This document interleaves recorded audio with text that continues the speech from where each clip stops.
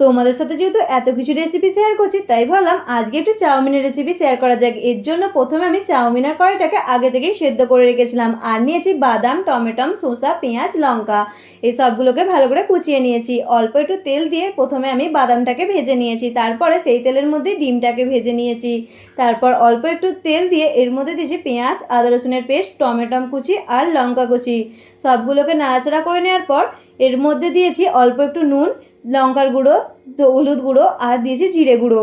তারপরে দিয়েছি ভেজে সেদ্ধ করে রাখা কড়াই আর টমেটো সস, সয়া সস আর ভিনিগার। এই সবগুলোকে ভালো করে নাড়াচাড়া করে নেওয়ার পর এর মধ্যে দিয়ে দিয়েছি ভেজে রাখা ডিম আর বাদাম। এই সবগুলোকে দিয়ে দেওয়ার পর দিয়েছি সেদ্ধ করে রাখা চাউমিন। সবগুলোকে ভালো করে নাড়াচাড়া করে নিলেই তৈরি হয়ে যাবে আমাদের এই চাউমিনের রেসিপিটি। আজকের ভিডিওটি কেমন হলো তোমরা কিন্তু অবশ্যই কমেন্ট করে জানিও। দেখা হচ্ছে পরের ভিডিওতে।